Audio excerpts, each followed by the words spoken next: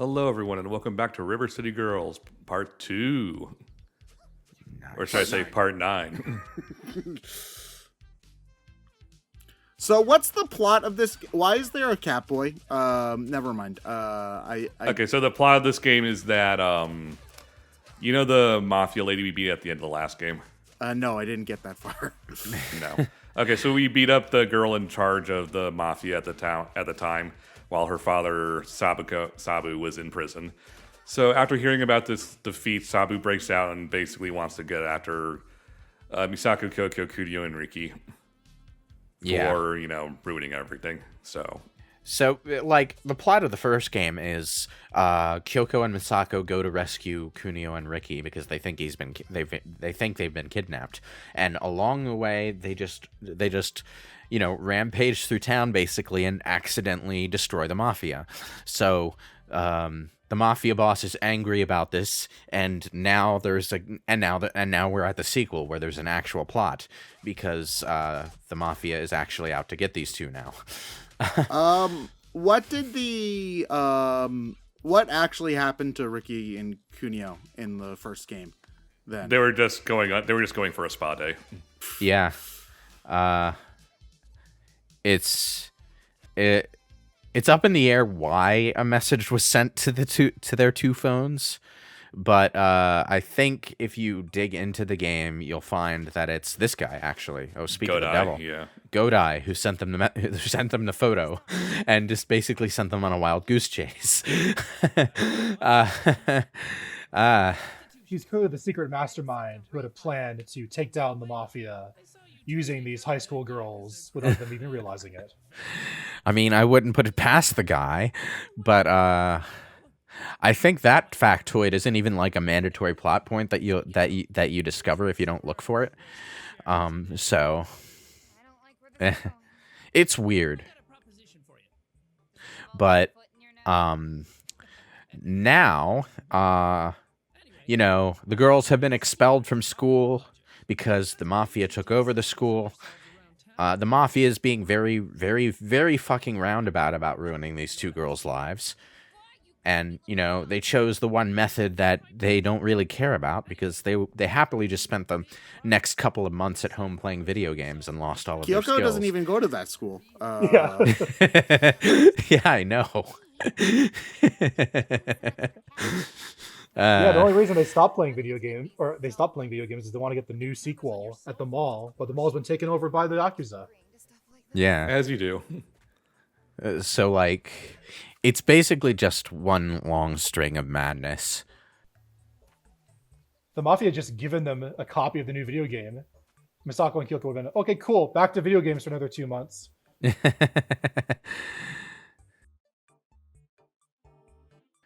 So, along with all the weirdness, though, Sabuko has been basically dishonored by her father and brother. So she's actually helping you now, sort of ish, to try and get back at them, to try and reclaim her position of what the hell is this lag? Is this lag? That was lag, yeah. That is some horrible lag. Like a truck crashed into the internet line lag. Holy hell. The good news is that at least now the lag is visual rather than hitboxy. So the game actually slows down instead of just having invisible enemies and objects beating you up.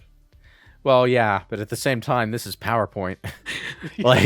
Literally PowerPoint. Yeah, we're trying to change its screen so it'll reset itself. I can see Kyoko's got the loading screen on her icon. I was worried that was my video player for a second. No, it was us. I was too, but holy hell. I can see the number on the bottom of my screen still going, so I was like, oh. I see they still have the nightmare variants and stuff. Yeah. I don't think that I got to that point in the game. When did those start popping up? Well, they started popping up late into the game, I think, but there were always a rare variant of every enemy. Or two rare variants. The red ones and the nightmare ones. Yeah. Gotta catch them all. There was a Pokedex for all of the Yeah. all the bad guys too. Yeah. It's a little bit more worth going after in 2. I said this in an earlier part, but you weren't here, because you can just go back to your hideout and recruit any people that you previously recruited. So it's not like you need to find the Nightmare one again or anything. Can you recruit like bosses? No. No, Okay. unfortunately. There are special recruits though that you can hire that are stronger than the normal ones. Oh yeah. You pay them money and they join you, yeah. Yeah. Although, do you have to pay for them again the next time you hire them? I don't think so. Okay. I don't know if we ever hired the same one more than once. Oh, now it's River City Die. Okay, I get it. That's very funny. You might have also noticed we got healing items at some point. During the last boss battle, it mysteriously skipped ahead 2 hours and we had a bunch of healing items for some reason. Wow, I wonder what would have caused that to happen. Weird. Also, unfortunately, we cannot get Soul Bad Guy or Jam Crudo Berry because they are post-game summons. So, That's unfortunate. So you guys didn't do like a new game plus for this then? no, we did not. What is your guys' take for new game plus for this game? Like, would you prefer to start with a fresh file or go do new game plus if you were to replay this? I would probably start over fresh, unless maybe I was replaying with Ryan specifically since we've already done the regular game. Well, I mean, in this kind of game, like, the level ups don't really affect the moment-to-moment combat that much. So, like, I can see just blazing through hard mode on a new game plus, and I feel like that would be a fairly relaxing, way to do it. I don't think it would be, like, as much of a steamroll as an RPG new game plus or anything. Yeah, I agree. But it's time for mini games. Which is also based off of a River City like spin-off game, I think. Yeah, the dodgeball. Oh, There's yeah. a bunch of sports spin-offs for the River City games, I know. Yeah, mostly in Japan, but Yeah, it's a pretty huge franchise in Japan, I think. over 50 games, they said. Oh, yeah. A lot of games on that collection that the Switch got. Oh. They started with all the balls. That's not fair. Dodge, duck, dip, dive, and dodge. I haven't watched that movie in forever. It holds up. When you play dodgeball, how many balls are there in play at any given time? Just one? Usually just one, yeah. Huh. Or at least that's how we played it at my school. I don't know if there's an actual, Rule set. official rule for dodgeball. I think there is a competitive dodgeball. Like, I don't think the movie made it up. No, there probably is, but I'm going to look this up instead of just talking out of my ass about it. Let me Synchronized see. kill, yeah. Competitive dodgeball. National Dodgeball League. What? Oh, Yeah, we got a there- synchronized kill at the last minute. There is, in fact, a National Dodgeball League founded in 2004 and is currently headed by Commissioner Edward Prentice of Hopkins, Maine, according to Wikipedia. There are 24 teams. Huh. So that's interesting. It's like, you wouldn't think that dodgeball would be a sport that people would get that invested in, considering it's one of the simpler ones. it's the violence, because you're literally just chucking a ball at somebody. Well, I mean, yeah, but there's also plenty of violence in football, and it comes with all that other stuff. Here's the thing about football. Football is the turn-based RPG of sports world. All It right? is kind of, yeah. But it's a turn-based RPG in which you actually tackle the shit out of people, so... Honestly, so here's the thing about football, is that since it's so many people, you often don't get quite a great, look. I just realized that your comparison to football as a turn-based RPG explains the concept of fantasy football flawlessly. Yeah. It's like Dungeons and Dragons, except the concept was developed in reverse. Oh, yeah. Jesus. Shit. Fuck. Okay. Yeah, you see, you have to... Yeah, it's sort of like a combination between D&D and Warhammer, because you have to collect all of your different like little miniatures to have a full team of football, and you got to paint them whatever color you want, like on their helmets and whatnot. Because you need a whole team. You can't just have like 2 people on your football team. Like you can't just have a quarterback. You need to have the whole roundup. So really, all the fantasy football players are basically playing D&D. It's also a catastrophic nightmare scape from which no hope can escape, but, Warhammer? Yeah. Well, I was talking about football, but...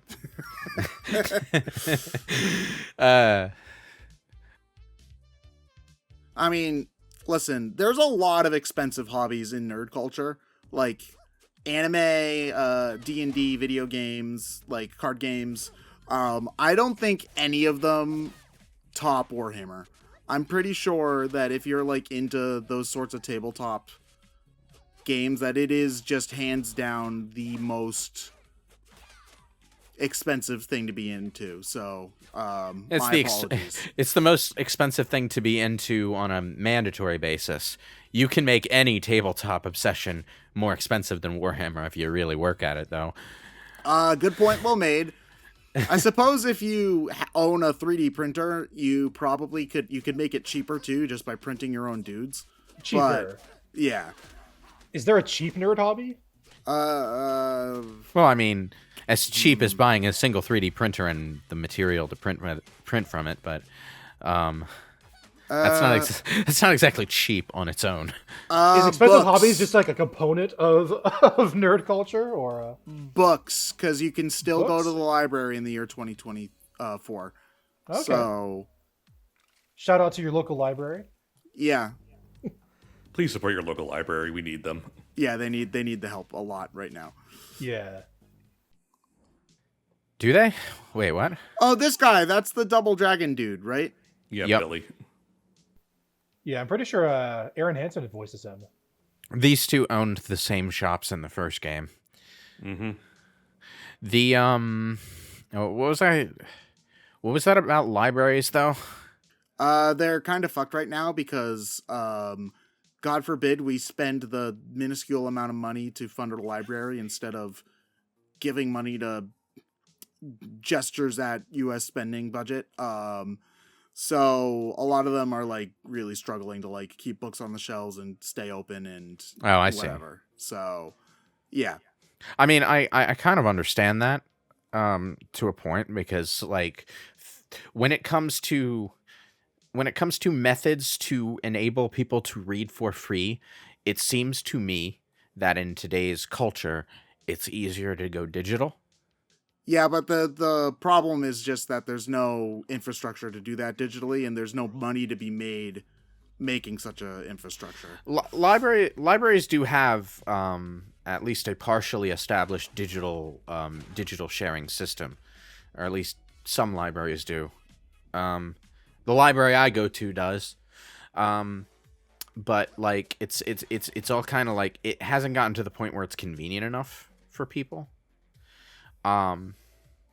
And I do believe that it is important to keep the physical libraries at least, in existence, because not everyone is going to have a smartphone. And, there is that annoying kerfuffle that old timers tend to make about how cell phones are the devil and bad for their children's mental health somehow, and they should be banned from school, even though having a 911 device on your person at all times is actually really nice, actually. But, it's just a thing that I think they should cover for. So physical libraries, thumbs up. Let's keep them. Also, sometimes it's just fun to, sit down in a quiet place and read an actual book. Yeah.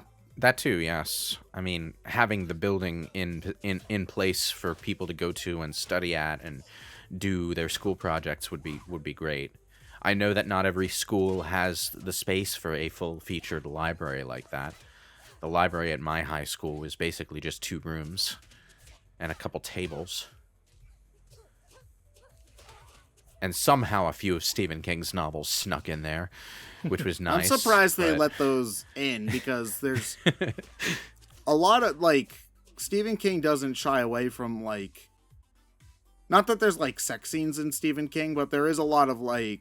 There kind of are. If you've ever read The Dark Tower, you know exactly what I'm talking about. But he doesn't like directly describe the gooey bits. He does that thing. He does that thing some authors do with sensitive material where they describe it obliquely. No, the panic in my high school library was Death Note. What? Really? Well, yeah, because Death Note where you kill people, and all the emo kids were carrying around, their own little homemade Death Notes and putting names of kids they didn't like in them. You just know that's the kind of controversy that comes from people who like hear someone describe the concept in 2 words and then over imagine it, because Death Note itself as an actual like manga/anime is kind of tame, all things considered, in terms of like age rating. Yeah, libraries have also been having a hard go of it because there's just like there's like a group of like 50 people who have been trying to get libraries shut down all across the country for some reason. Like if they have a book that's like pro-LGBT or has like a sex scene in it. Like there's a John Green book that has like a sex scene in it that's like honestly in all things considered pretty tame. But like here's the thing. I think it's mostly just that they actually understand what's going on, because there's so many sexual innuendos in like Shakespeare or whatever, and you have to read that for class. So, but nobody was complaining about that there. So, Well, that's partly because most of the students aren't paying enough attention to even know that they're there. That's exactly the point. It's like there's Kyoko just getting distracted by her phone again. We got to talk to this emo kid.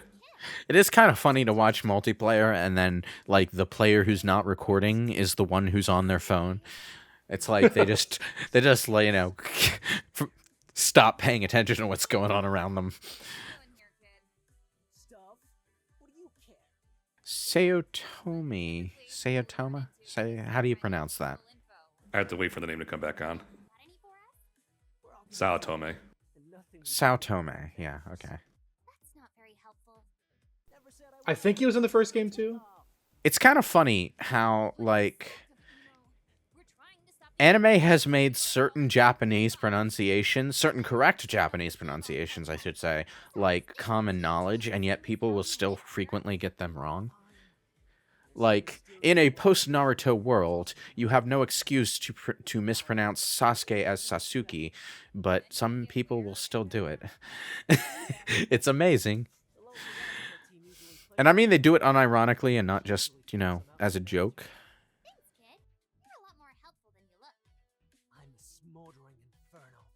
Okay, so I was wondering when they were going to make the emo joke. We took a selfie. Okay, cool. Yep, the Godai side quest. That's just Misako's reactions, like, okay, Kyoko, stop going up on the roof and taking pictures. But it's a side quest. We get XP. We don't need the XP. We hit max level by the time we're done anyway. But we hit it faster. And I got a lightsaber. The levels actually don't matter too much. It's more about getting the stat buffing items in the shops. Yeah, definitely. Which requires you to fight enough enemies that you'll level up anyway, so, yeah. Yeah. I do like the way the areas are arranged in River City Girls 2 versus 1. You just find yourself going through more diverse places in a more dynamic order. Like this is just one shop that you fight your way through on your way through from one street to another. There wasn't as much of that going on in the first game. Oh, it's like one of those axe throwing places. Yeah. I've always wanted to go. Oh man, people here are bad. I've always wanted to try that for sure. I don't necessarily know about axe throwing, but I would like to try archery at some point. They're different. Like archery also sounds like a lot of fun. That more sounds like axe throwing has more of the visceral like kind of going for it. Where archery is more of the like, okay, take your aim. And then it's more of like, yeah, I did it. I'm so cool and badass. Where axe throwing is like, rah! You know what I mean? Yeah, but that's precisely why I would be more interested in archery. Listen, sometimes you have to get your oh, it's a good thing the cars are made of styrofoam. I was actually planning on trying to like go to an archery place nearby, but then I broke my shoulder and Ooh, ouch. it still hasn't quite like recovered fully. It's not as flexible as I would like it to be. My left arm has less physical strength than it should now, which makes the idea of doing archery sound actually physically painful to me. That sucks. Yeah. Ah, well, it's life. Yeah, this part of the game, they start adding in cars all over the place. So there's these random, and steam, and various other random hazards that you have to dodge. Is the secret shop still here? I think so. Excellent. Yeah, I think I'll go check it out pretty soon. Yep, there's Misako heading right in. How do you go into the secret shop? It's you just hold the go button. Yeah, it's just a wall that's also a door. You don't get a prompt for it, but it's there. We can't afford anything, of course, but I love the secret shop items. They're just so much fun to mess around with. oh yeah, especially if you pair them together. Well, yeah, buying both of them basically turns you into an unstoppable god machine. But they were both like 5,000, right? And you guys had 500. Like... 500. Oh, 500. Okay. So I was close to being able to buy one, but... No, they were 5,000. Oh, Yeah, I'm pretty sure they were 5,000. Okay, I must have misread then. Yeah, they might have been 500 in the first game, but I'm not sure. They make it cheaper after you beat the game. Yeah, if you equip both of them, the slow but strong and the run way too fast effects cancel each other out, so you just become a really strong normal speed person. So when they say too great. fast, like uncontrollably fast? Almost, yeah. Almost, yeah. Although that can be fun in itself. You basically become Sonic the fucking Hedgehog, which is appropriate because we just bashed Mario over the head with a trash can.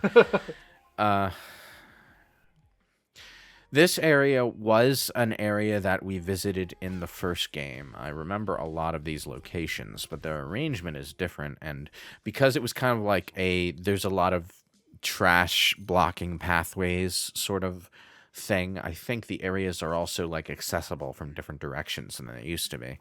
Yeah, it's all remixed and rearranged. This was the most platformy area in the first game, if I recall. Like, it was the one area in the game where they went, a little bit crazier than normal with the ways you could jump around the environment.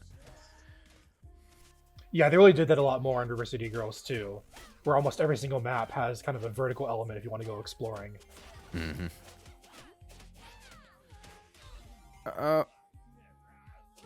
Hey, level 21, only 9 levels to go. So you max out at 30? I believe so, yeah. Yeah, I think that's the same as the first game. Yeah. There's never really a call for a long level curve in a more action-oriented game. At least I don't think so anyway. The action type games that do attempt to have like more than 20 or 30 levels have a tendency to make the individual levels like not really worth it. Like Yeah. you don't really start to feel it until you get 3 or 4 levels. But I think 30 is a good sweet spot.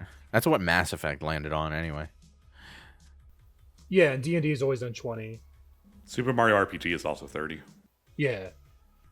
Yeah. Really? It's that low? I haven't played that game in years, but...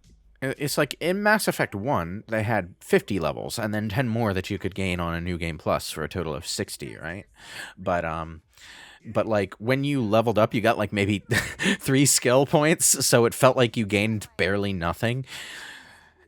And I'm pretty sure the developers realized that at some point because Mass Effect 2 only had 30 levels Mass Effect 3 had 60 levels, but only so that you could carry over your 30 from Mass Effect 2 and start like halfway powered up.